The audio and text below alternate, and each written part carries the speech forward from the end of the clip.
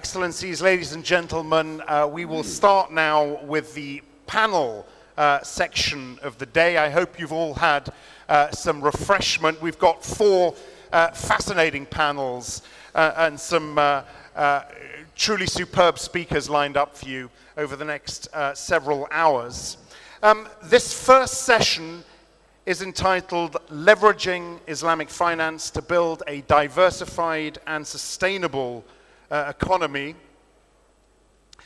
This will allow us to delve a little deeper into some of the issues that have already been raised by our opening speakers. A chance, I think, to hear from some of the leading voices in the space and to measure progress, to ask questions and to stress test some of the claims, some of the ideas, some of the aspirations that we hear so much about. Just before we do start the panel, I had mentioned a survey questions that we're going to pose to you to help you get more involved in the discussions. And I have the first question for you now. To answer it, do visit slido.com, slido.com/CBK, and select the poll tab from the top of the screen. And then you click your option and hit submit. And this is question one. You can see it up on the screens there. What could be the primary motivation for governments to leverage Islamic finance? A, stimulating economic activity. B, ensuring financial and social inclusion. C, attracting foreign direct investment. And D, achieving sustainable development goals. Of course, we haven't given you the option to say all of the above, and I'm sure some of you will be wanting to do that. We will share the answer, your views, during the session, and again, those responses will inform our discussion today. Let me now welcome our esteemed panelists. From my side, going that way, His Excellency Mubarak Rashid Al Mansouri, Governor of the Central Bank of the UAE. Mr. Abdulaziz Al Ghurair, Chairman of the Al Ghurair Foundation and CEO of Mashrek Group, the UAE. Mr. Hamad Abdul Mohsen Al Mazouk, Chairman of Kuwait Finance House. Dr. Mahmoud Muhyiddin, Senior Vice President of the World Bank Group. And on the end, Mr. Peter Kruschel, Director of the Federal Financial Supervisory Authority. Welcome, everybody.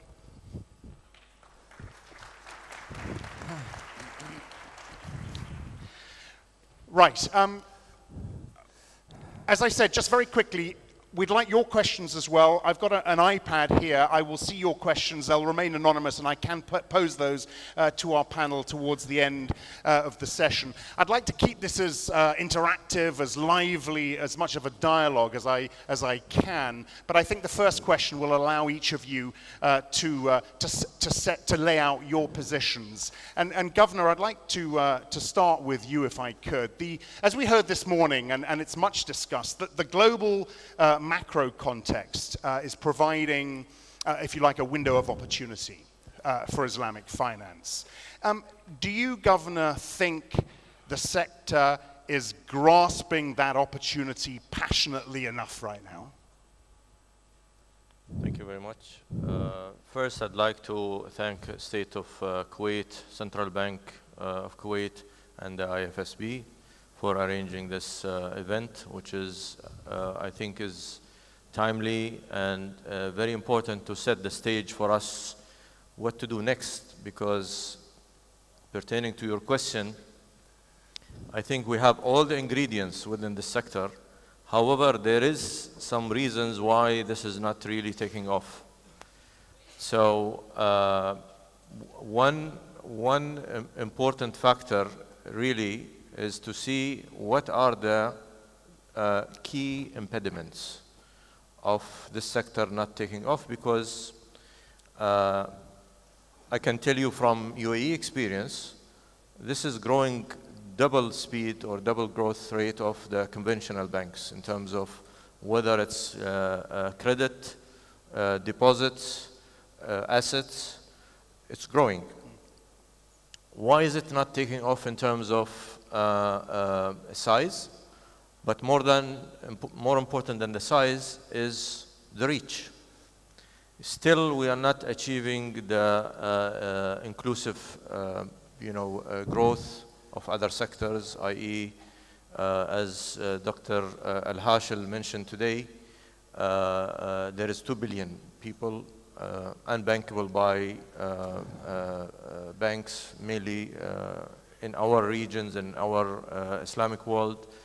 They are not coming forward because of, Sharia reasons, and so not getting to the consumers or the clients, not getting to, which is also very important, the SME sector, where I felt, even from the presentation today, there is the basis for this Islamic finance in terms of the principle that we base this industry on, is taking more risk or sharing risk. It is asset-based. So it's only, I think, normal to see more growth in the SME sector. Yeah. I'll tell you, one other reason probably is standardizing maybe standards, and that is accounting, Sharia, and regulatory.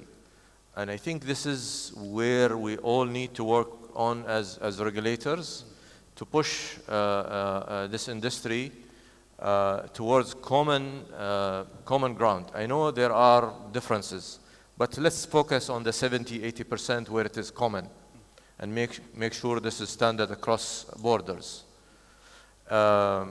We in the UAE recently have established a main Sharia board. Before, each bank had its own, and they still do, but we wanted to really standardize across UAE, so we created this main Sharia board. And my message to our main Sharia board is really also to look outside UAE, i.e. back to my comment, to standardize across the region. Yeah, yeah. And no doubt we'll come back to this topic in just a second. Thank you very much indeed, Governor. Mr. Al-Ghurair, with your foundation hat on, I'd be keen to hear your general views on the sort of ecosystem, is a word you often use to describe this, on how progress is with this ecosystem. We have the finance piece on one side and the social piece on the other, and there seems to be this disconnect right now. How can we level that out a little bit? You see, while we have seen our Islamic economy growing, and as the Secretary General said this morning, a double digit, and we've seen also His Excellency, the Governor of Central Bank of Kuwait, want to have an inclusive, sustainable prosperity. And it's not only good enough to see our financial institution is doing well, we need that the social system has to also do well. And that social development system has not really worked in tandem with our growth in the economy and growth in the financial institution we have seen. So we really need to push these, our social development system, the philanthropy, our charity system, to modernize it. We are still working at, very traditional, and most of our philanthropy are a knee-jerk reaction on issues that we have catastrophe. We rush to fix it. We would love to see our philanthropy who works for impact, work for strategic issues, have certain KPIs, and they should be able to share it with the public, what achievement they have done. And we would love to see some more specialization in each these sectors. Let it be health, let it be education, let it be refugees issues. We don't want to be one organization who can do everything. And that's the era of specialization is needed. Why, just to follow up very quickly on that, why do you think progress has been so slow? And do you think government needs to get more involved in this, in what we're talking about here, in the sense of setting a stronger regulatory framework, if you like, around this side of things? You see, there have been a reaction from the government in the past 20 years trying to control these charity activities because some of this money went to the wrong hands.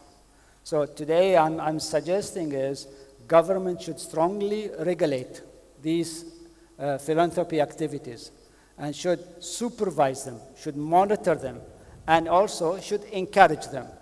And I would say government should get out of the charity business, should get out of the donation business, collecting donation on behalf, because today when we have a disaster, our own government give it to international organization to distribute these funds to our region. I think this is embarrassing. That means there's a lack of institution in the region, in the Islamic world, who can take government and private sector money to redistribute it in our region.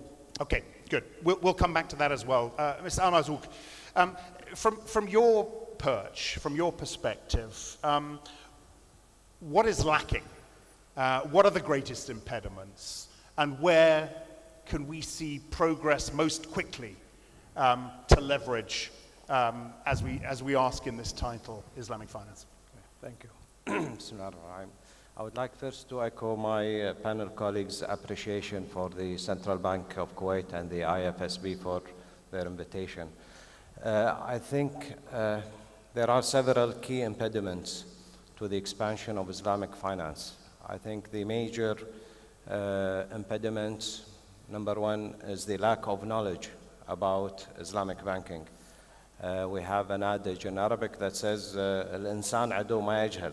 This is that a man is an enemy of what he is ignorant of. So I think there is a responsibility there to really try and expand the knowledge about Islamic banking and the main principles underlying how it operates.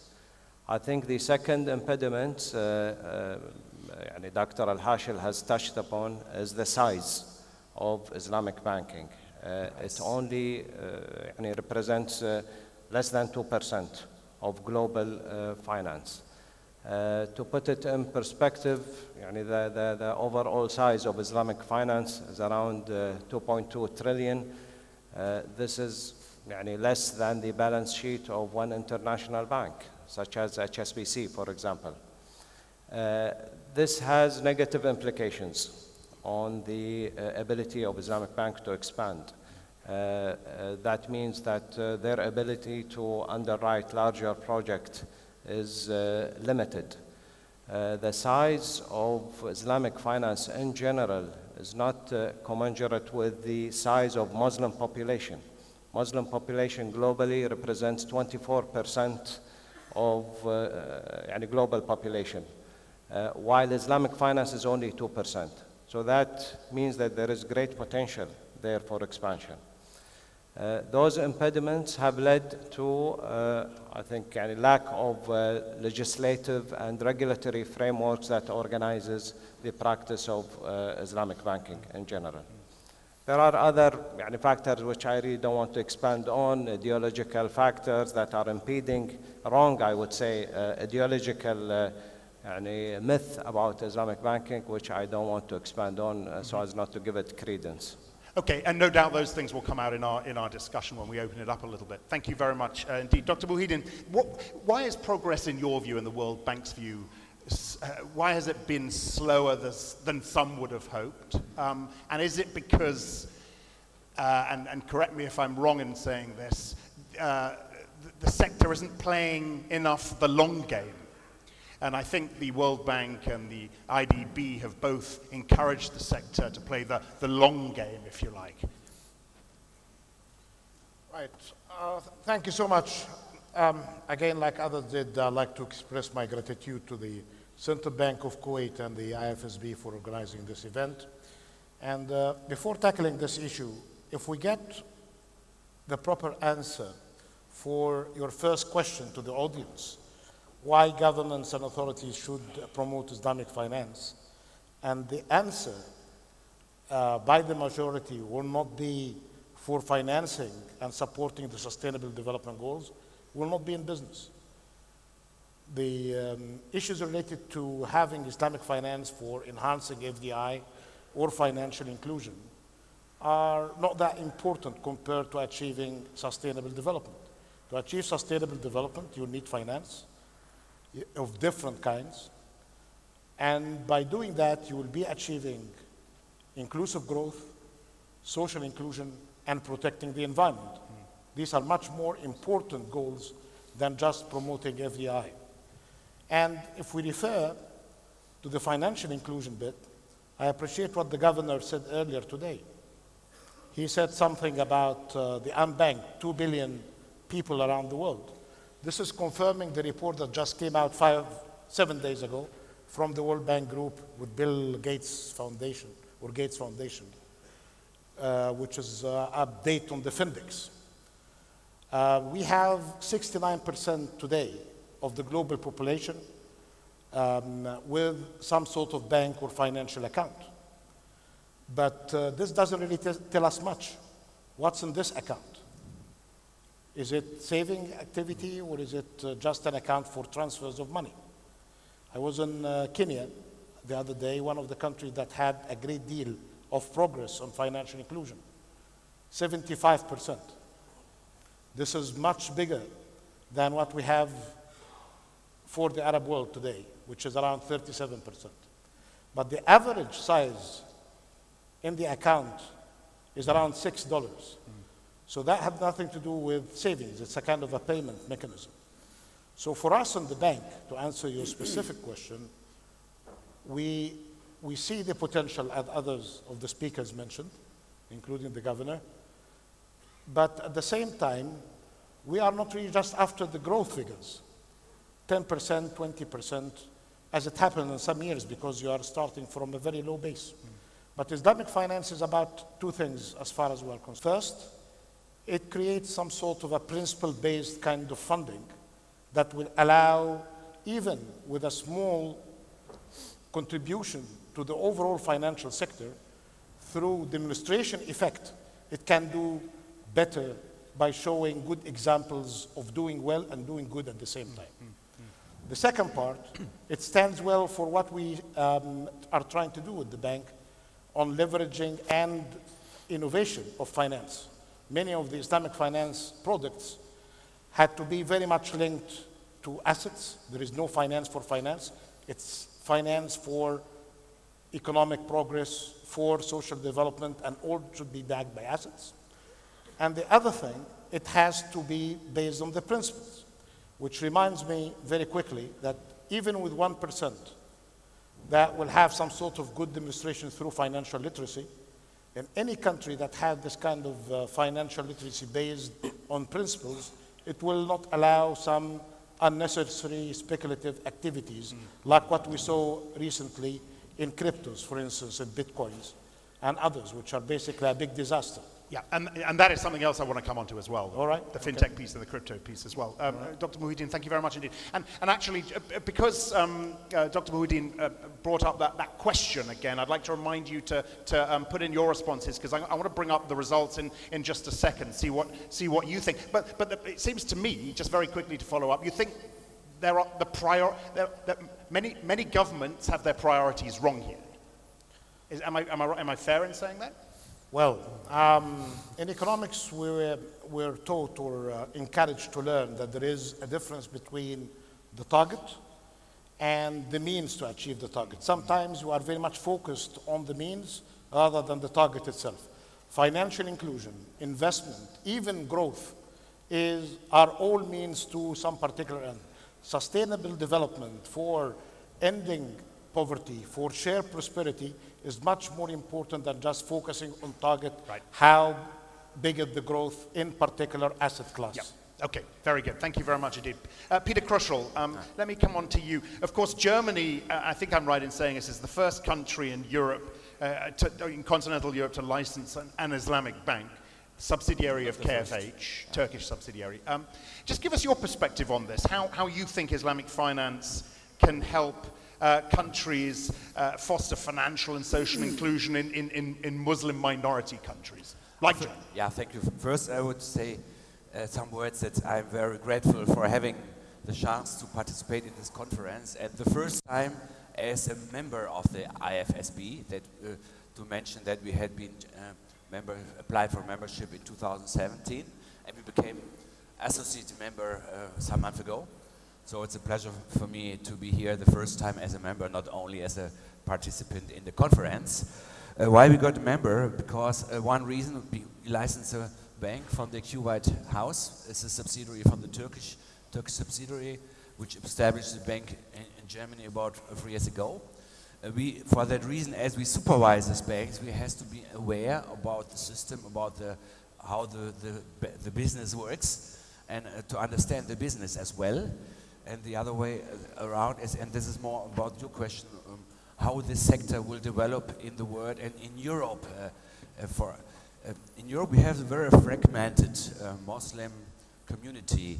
I think UK, France, and Germany are the countries with more than 5 million people. In Germany, we had 3 million or 3.5 million, mainly Turkish origin from Turkey for a very long time already. And now we have this refugee development from many Arabic countries. So altogether, I think we have now up to 5 million people. So this should be a huge potential for this sector. But at the moment, the sector is still very, very low. Very, very low. We have this one bank, KT Bank, Kuwait Turk Bank, licensed, but for very few business only. Maybe it's about 200 million. Okay. It's not more than 180 million in total assets. The question is why the sector is not increasing. We have a very fragmented sector in Europe. UK is somewhere real estate driven, but it's very local business. In Germany we have this retail bank, but the Turkish community is very much used to conventional banking. The main reason is because in their home country they are also used to conventional banking. The market share of the Islamic sector is not more than 5%, I think, in Turkey. And even so they are not used to this system. Also, profits is always the main driver. I asked the bank, the KT bank, what happened with many clients coming to you and they say we want the same profits as a conventional bank. I see that the profits is still the main driver for all the clients. So if the costs are higher, and they are higher still at the moment because they cannot compete with the conventional system. On the other hand, there seems to be still more trust to the conventional banking system.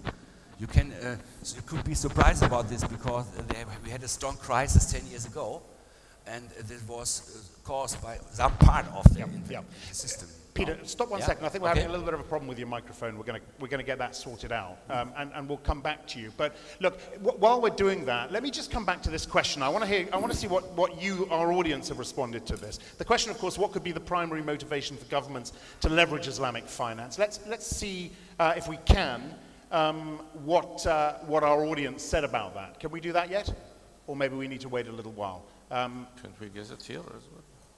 No. All right. I think I'm just going to have to wait until. Oh, there you go. Here we go. This is the response. We can't see it on this screen, but let me tell you, stimulating. I mean, this is interesting actually. Stimulating economic activity at 34%, ensuring financial and social inclusion 27%, attracting FDI 7%, and achieving the SDGs 32%. And I guess. Back to your point, achieving the SDGs at 32, so second only after stimulating economic activity at 34. Does that surprise anyone here? This reaction from our audience? Well, given the audience, it's not really a surprising answer. Say again. Given the audience, it is not a surprising answer. Not surprising. No. But your point is, those priorities should perhaps shift. Absolutely, because economic progress alone is not enough. Inclusive growth is needed. Social and human development are very much required, and the protection of environment are very much needed. If you need really to see an all-encompassing approach, it will be number 4, not number 1, with all due respect to the majority. Mr. Guerrero, I'm interested to hear your views. 32% achieving the SDGs. 32%,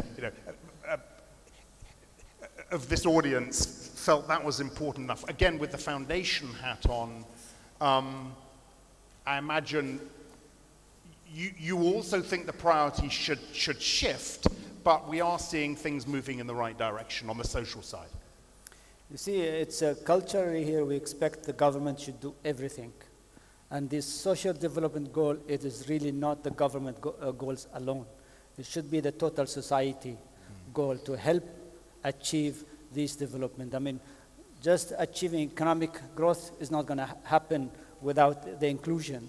And to have this inclusion, we should have organization from the public sector, private sector, coming and working in tandem with the government. And here is where it will become a lot more, I mean, it doesn't have to be on a mega scale. Even at small village, government should encourage this social development solution organization structure at university level, at high school level, at neighborhood level. Though you need to have a harmony in the society. You can't have this very rich people and a lot of poor people in a very successful economy. That's not sustainable. Therefore, these philanthropy organization really must be encouraged and promoted by the government, allow these people to prosper, and government should really step out of it. Governor, I'd be interested to hear your views on this. Again, I was quoting the 30, it's now gone up to 36%, the SDGs, ensuring financial and social inclusion at 27%. I'd be interested to hear your views on the government's role, or not, if you like, in this piece of it. I think the government has been playing the role of filling the gap. I think the government has to step back and facilitate rather than doing it. So I agree with you. However, sometimes you have, initiatives falling short of expectation due to various reasons, And I think using technology going forward will help us all in achieving our objectives. I mean, the unbanked population now, almost increasing number of people now having smartphones. I mean, look at the Kenya example. I think this is really an opportune time for institutions to use technology to enable ease of doing business at different levels. We have recently allowed telecom companies to really enter the market to cater for the unbanked population. Yep. And I think this will be a key driver going forward if we can utilize technology to help get to these unbanked or unattained sectors. Mr. Al-Marzouk, I'd be interested to hear your views from the banking side. Why has it taken so long, or why is Islamic finance, Islamic financial institutions, are they so far behind or further behind on the financial technology side? And two, the second part of this question, do you think there's a danger that regulators hinder innovation?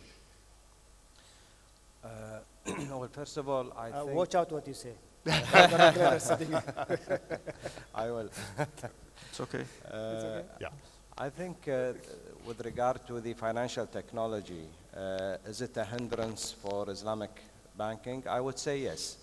There needs to be, I think, more investments in the research and development for the IT platforms that operate Islamic banks.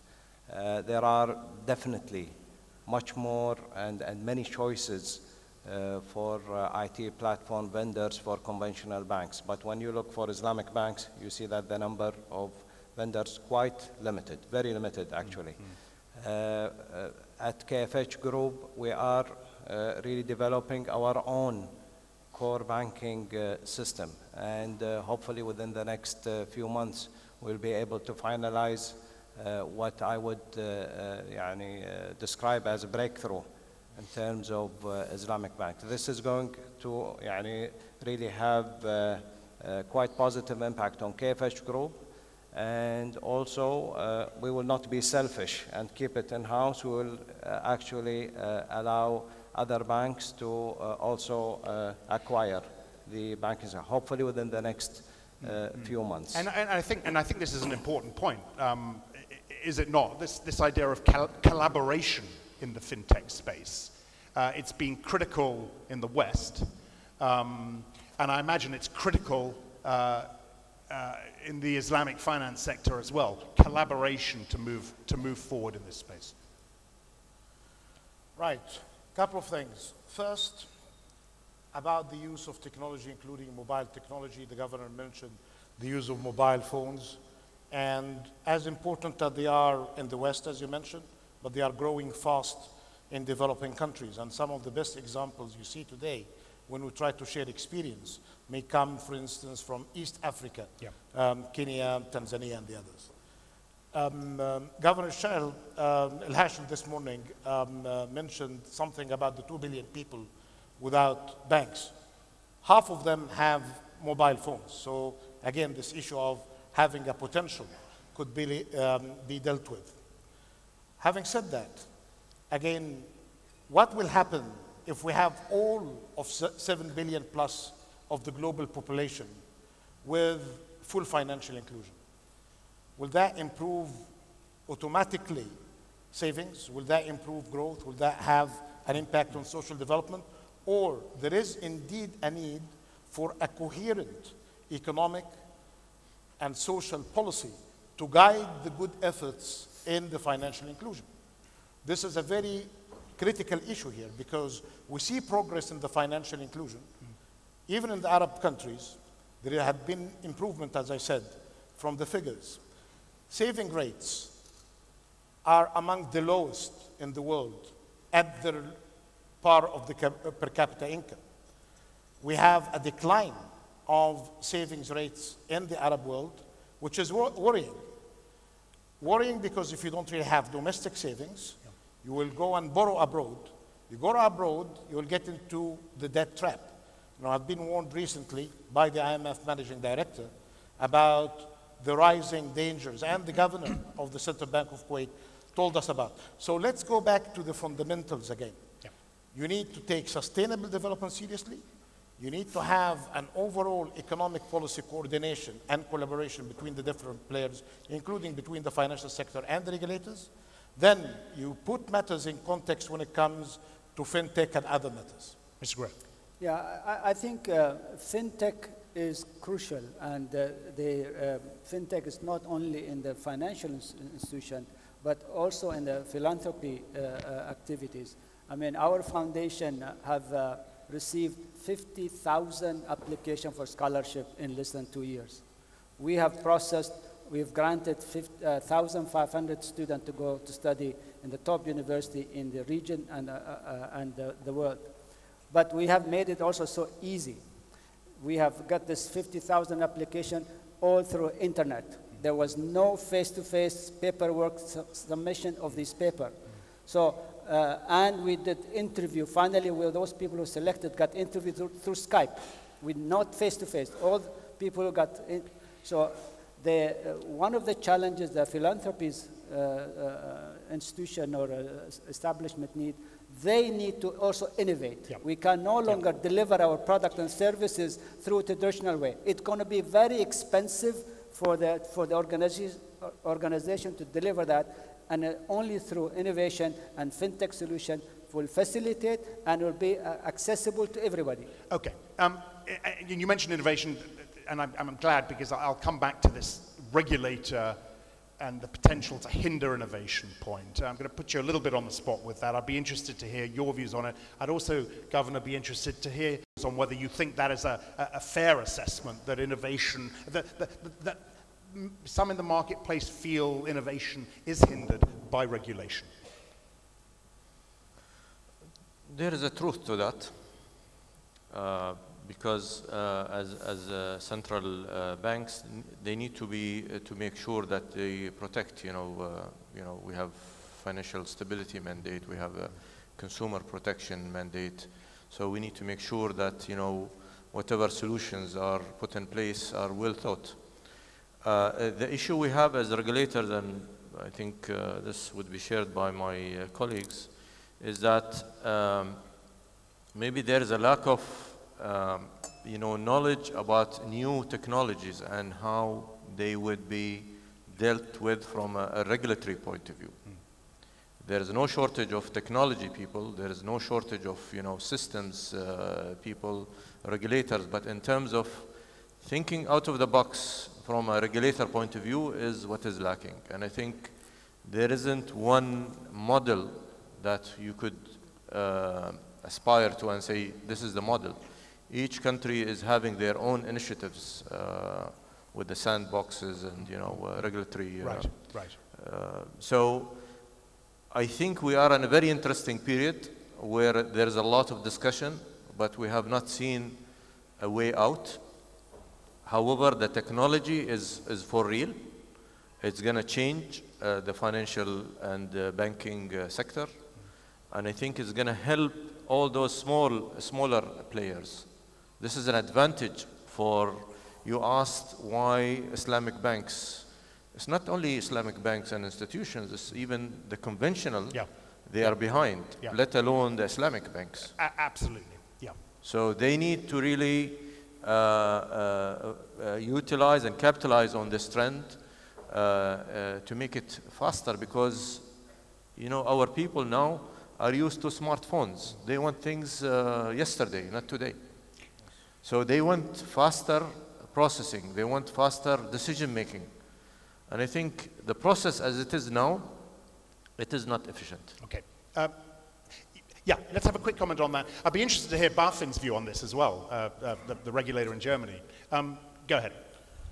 The issue of regulation, I think the governor put it right. But regulations are becoming more and more complicated because it is not like the old days, the central bank regulating banks, and then sometimes complaints because there are some non-bank players like insurance companies or takaful companies are in the game, so they need to coordinate with the non-bank regulators. Now, there are other players like the mobile industry, like the internet. Who's going to be doing the ultimate regulations between all of these different players? If there is something wrong now with your mobile phone financial transaction, is it the responsibility of the bank alone or the carrier of the service? So some sort of good coordination is very much required. And before all of that, in Europe today, they are counting a few days until you reach the important date of the 25th of May, which is basically the date for the application of general data protection regulation. And without really having that, and I like really to see better progress on this kind of data transparency, data protection environment, in most of the Muslim countries, they don't really have good information protection systems or legal frameworks for the protection of the privacy or the protection of access to data. Peter, let's get your view on this. From the regulatory perspective. Better now. Yeah, the problem with the technology is a very large one, and we always have to discuss how to deal with this kind of currency. For instance, Bitcoin. All of us, we don't want to slow down the sector because it's a new one and to disturb it by over regulation. But on the other hand, we have to protect our consumers. What you said, for that reason, we decided for a warning. And not only we, I think many authorities already have put out a warning to the public. Some countries prohibit to deal with Bitcoin, I think like China and other countries as well. For good reasons, yeah. So it's a conflict of interest which we have. On the one hand, we don't want to stop this new sector. We have to follow and to comply what's good for the customers. In fact, I think the Islamic sector needs a little bit more regulation, because there's so many issues which are not clear at the moment. For instance, how to book the participation accounts. This we have with our bank in discussion. In fact, it's not deposits. In fact, it would be more out of off-balance business. But on the other hand, the clients are looking for protection. So the profiles would prefer to have this protection scheme in place. And this does not fit in some way together. In fact, we can come back to the innovation piece in a minute, but I'm glad you brought that up because a question came in from the audience and we got several, so thank you and keep them coming, in respect to Kuwait Finance House and your entry into Germany. The question is, how was the cooperation of the relevant regulatory authorities there? How was the experience? And you have just said, Peter, that the sector needs more regulation. As I've said earlier, lack of knowledge was really one of the main factors that the application process for the German authority has taken time. We have, Kuwait Finance House has worked quite extensively with the German regulatory authorities, and we appreciate their cooperation and their willingness really to adapt to the Islamic banking model. It took about 2.5 years, but we were patient and we knew the potential that we are going to achieve in Germany, having between 4 to 5 million Muslims, mainly of Turkish origins. We have now about 4 branches in Germany, and the growth rate is really quite outstanding. We anticipate that after now 2 years of operation, this year we anticipate that we will break even there and we will start achieving profit from now on.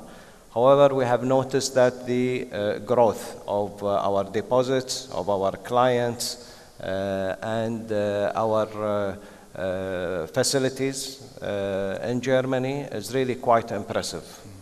Okay, thank you. Did you want to come back? I had just a comment on innovation, because I think the threat to the banking system will come from outside the banking system. We keep looking at our banks are our competitor. I think now we have another set of people who's competing with us, loosely regulated, and that's what we have to watch out for. I mean, we sit with our central bank, they discuss capital adequacy, they discuss compliance, they discuss with us risk, but they never discuss with us what is the innovation in the banking system. So I would like to ask my governor here, sit to us, is please also put it in your agenda to discuss what innovation does the banking system, the central bank, and the total ecosystem in our region need to be working on. And okay, you have the right to reply. And let's face it, this is something that needs to be addressed before it's too late.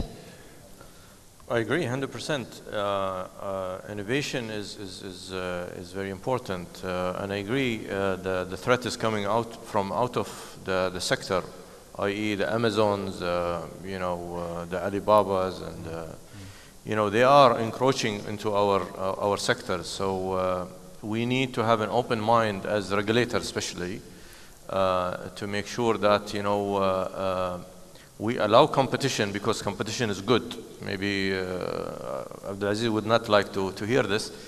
Competition is good. It drives innovation, drives to be more cost effective, because the cost of transaction is still high, in my view. And that's why our people, especially the low-paid people, use exchange houses, because it's cheaper to transfer money around. So this will help reduce the cost, be more efficient. But as regulators, we have to have an open mind, but make sure that we protect the principles which I mentioned: financial stability, consumer protection.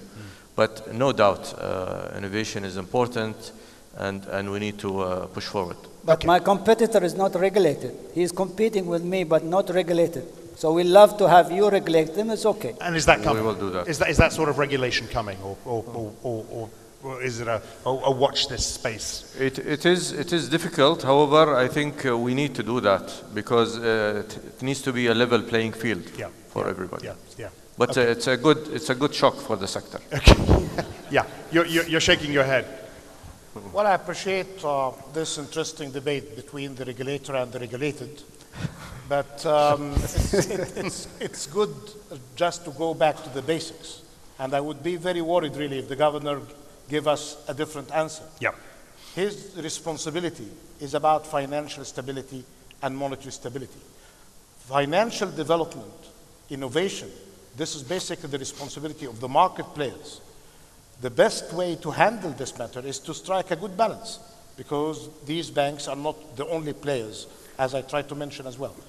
Having said that, as we talk about fintech, there is a regtech as well, by the regulator to be very much advanced, the issues of what we talked about earlier or listened to earlier about the need for skills and all of that are not just the issue that the banks and the financial intermediaries need to be concerned about, but the regulators as well by getting the best out of the market. And this is a very complicated game, bearing in mind that there are some inventions that could be great for the business and some invention could be disruptive positively, but others are very much dangerous. And we shouldn't really be waiting, doing nothing for the sake of just saying, well, it looks nice, and then I see the Bank of International Settlements is telling me that some of the cryptos are a threat to financial stability. They are Ponzi schemes or pyramid schemes, and they are a threat even to the environment. That's why the Chinese and the Koreans intervene, and we do nothing. Okay, okay. Look, some of your questions are being answered as we speak, so please keep them coming, and we are getting to them. We've got so much to talk about and so little time. I do want to move it on a little bit, and I want to move it on to this, you know, back to something the governor said at the beginning, the scope and the broad scale of Islamic finance. Let's talk a little bit about ethical and green sukuk as ways to expand this sector globally. How much scope is there? Anyone? You mean in terms of size? In terms of size, but in terms of and how quickly can we get this done? Well, are these ways to bring in other investors from the West, for example? I think what you have seen recently or lately is that this is becoming attractive because of a few reasons. One, to diversify the funding base. Two, it is attractive from a sense of sometimes pricing, because this sector is flushed with liquidity. I give you an example. In 2010, we introduced Sharia-compliant CDs at the central bank. Today, they are 42% of the total CDs. Yeah, it's massive. So the sector is really hungry for instruments. And this is where I think institutions and governments should really capitalize on this, because it is a way of getting funding. It is a way of allowing the sector to really deploy its liquidity and in turn help it grow. Yeah. Is it a way to foster interest? Go ahead. Can I just... Yes, please. Yeah, Go ahead. Yeah. Please, after you. Can I comment on...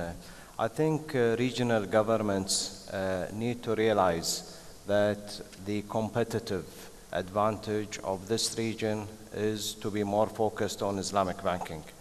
As I said earlier, our size on the conventional side or on the Islamic side is quite minute compared to the, and our percentage is quite minute to the global percentage.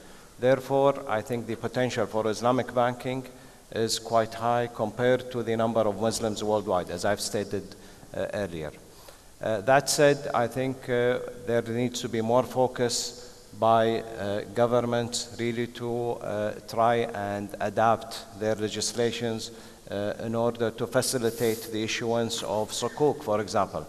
Today, there are only 19 sovereign issuers, and this is not enough, I think. If we want to promote Islamic banking, there needs to be a larger number of sovereign that issue sukuk.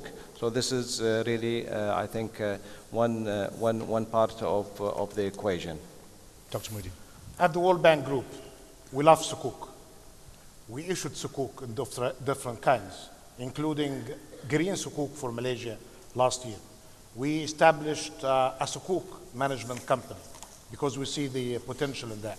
We issued as well equity-linked instruments to the SDGs because they would serve the purpose of different things, not just in infrastructure, but in education system, in health, in liquidity management, as we have seen it in some countries as well.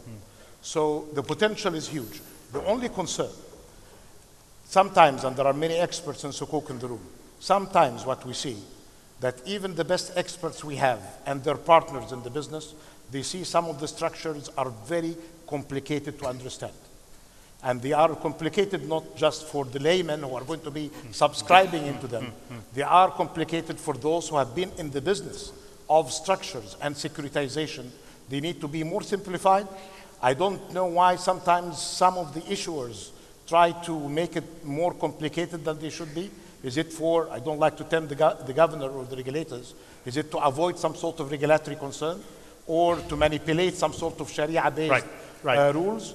But we like Sukuk, we issue them, we like them to be simple and very transparent and with different maturities and different assets back in order to have the good variety in the system. And let's face it, complexity and transparency are two of the issues that we're talking about here. These are two of the issues. Yes, please. Yeah, I think we have also a threat from non-Muslim countries in owning the Islamic economy.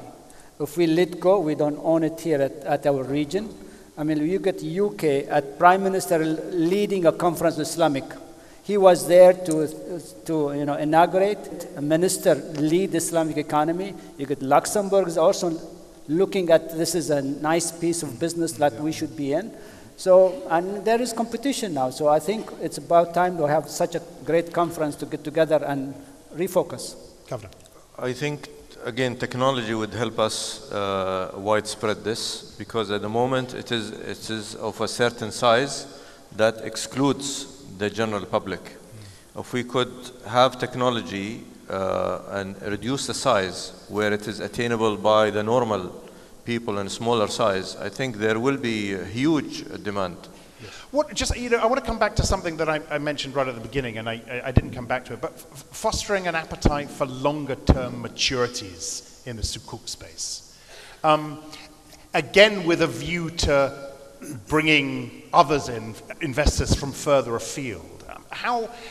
I'm sure the World Bank is an organization that has pushed for this longer game to be played by the Sukuk market. I mean, is it realistic? Are we slowly seeing it happen? I'd be interested to hear your perspective. It'd be interesting to hear the perspective from the banks as well. Is investor appetite just not there? Is it not worth it for you guys to do this? What is the issue here? No, we tested the market in more than one case, and all of the transactions we led in coordination with many of the market players have been very successful, and they did very well in terms of coverage and the pricing. So we see the potential, and it's a growing line of business, especially the green type of them, relating them to infrastructure. What we are concerned with here, if you are going to be dealing with long-term arrangements, you need a better legal framework, because you are entering into maturities and transactions that could last for 15 or 20 years. In many cases, especially in some developing countries, that cannot really be happening alone. You need a kind of a catalyst. That's why the World Bank, Treasury, or the IFC are intervening to provide some assurances to the market participants. And the banks, of course, are driven by investor appetite. I mean, are your maybe this is putting it too strongly, but are your hands tied somewhat by the appetite from investors here? On Sukuk and this idea of pushing out the maturities?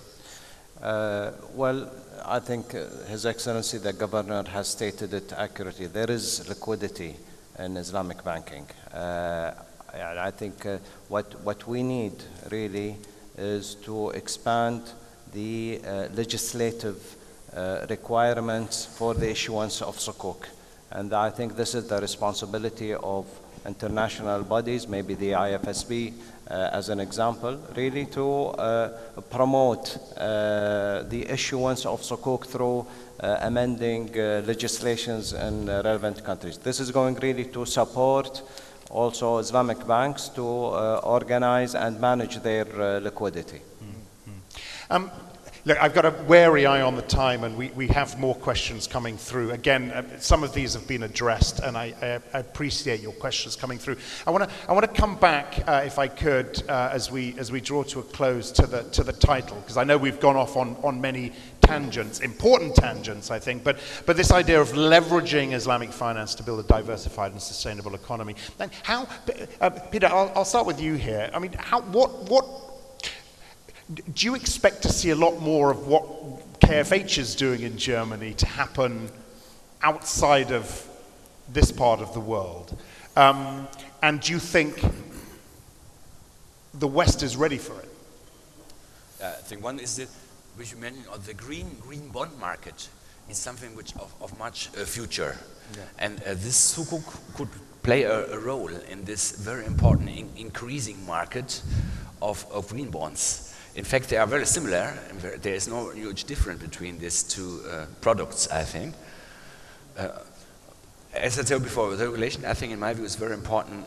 On the other hand, the sector has to be careful not to get too close to the conventional part. It's always a risk. On one hand, you're getting more and more flexible. On the other hand, you're getting more and more close to the conventional, so there is no different anymore. So it's important to take into account that this sector keeps independent from the conventional and not takes over the disadvantage of the sector. So there's huge potential. In the Sukuk we discussed already, there's a huge demand for this, and many Muslim countries do not issue Sukuk. They prefer to issue bonds as well, because there is more liquidity in this market. Yeah. So it's very important to get liquidity and also transparency in this field. Okay, go ahead. Let me just comment. What we have adopted as a marketing strategy for the German subsidiary is really based on the fact that we want to target not only Muslim community but also non-Muslim. Yeah. Yeah. And in order for us to position ourselves to target non-Muslims, we have adopted the ethical banking model, and that really consists of not funding, say, weapons, tobacco, alcohol, and other industries which are not deemed to be conducive to social prosperity. And again, I pose this as a sort of final question, and let me add this to it. We've looked at impediments, we've looked at priorities, whether those priorities are right or wrong. Is the World Bank optimistic about the direction in which we're headed and how quickly we're getting there, with respect to the title of this panel? Yeah, I think as an institution owned by all of those who are here in the room, we see if the country in question has a good sustainable development vision, has a budget to do it, there are many instruments available there, including the Islamic finance instruments, which we are becoming very engaged in, especially in the green area, because they are linked to climate change investments, which are very huge in adaptation and mitigation. So there are genuine demand on substance that requires the finance which we are providing the funding for. Some of you may know we got a capital increase last week by our shareholders, and lots of that is going to be directed into financing sustainable development in partnership with the private sector. Lots of that is going to be in that market that requires more funding because of witnessing variety of gaps. Yeah. What I like just to emphasize, and very quickly, two things. We shouldn't just celebrate transactions. We should really be focusing on the principles and the underlying factors that are driving the sector. I will not celebrate sufficiently the fact that we had a green bond for a city in Africa. I would love really the financial sector at large to be that green and that sustainable in funding, which I can see reflected in different interventions today. The second, to help the regulators and the market developers, the word or the concept of financial literacy has been used a lot. If there was a financial literacy and it was blamed, the lack of it, for the financial crisis that happened 10 years ago, there is more need today to do more in the financial literacy.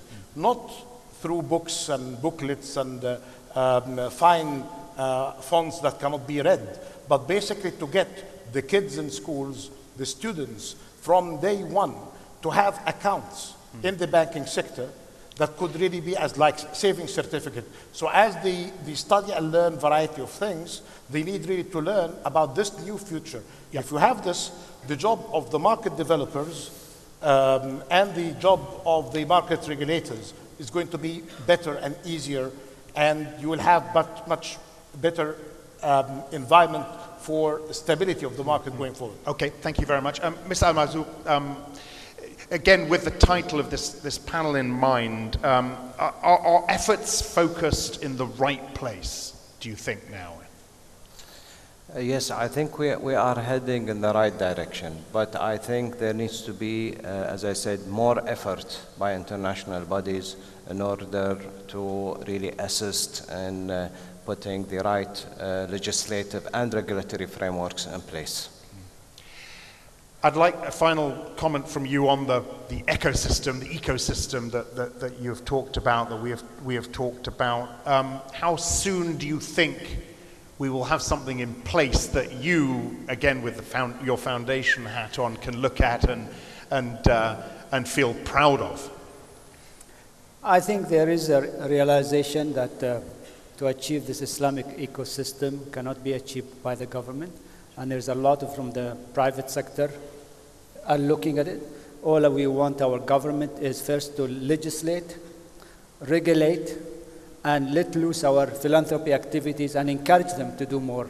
And there's a lot of genuine people who's looking to do good for the region. Thank you very much indeed. Governor, a final word from you, again with regard to the ways in which regulators are promoting Islamic finance and leveraging it to do what it says in the title here. What are some of the next steps we can see from you? As I mentioned, we have created this main Sharia board, and that is our view really to push forward in the direction of standardizing. And I think this is what we need. This is the low-hanging fruit, I think, is really to support IFSB, IOFI, and adopt their standards, at least, as I said, 70–80% where there's no dispute. That will help this industry to really grow. And I think also we need to push the sector to innovate. They cannot be following the conventional, i.e. a product done by a conventional bank. I just tailor it to be an Islamic compliant or a Sharia compliant product. They need to come out of that. They need to be proactive and leading the way forward. And this is puts more, I think, responsibility on the Sharia boards of these banks. Thank you very much indeed. Just before I thank the panel, I want to add that back to the question, achieving the SDGs is now in pole position on 34%. You know, maybe what we've heard, there you go, from the World Bank. What you've heard today on the panel has clearly or hopefully swayed you. Your Excellency, Mubarak Rashid Al Mansouri, Mr. Abdul Aziz Al Ghurair, Mr. Hamad Abdul Muhsin Al Marzouk, Mahmoud Muhyiddin, and Peter Krushel, thank you very much indeed, all of you, for an interesting panel. Thank you very much. Thank you.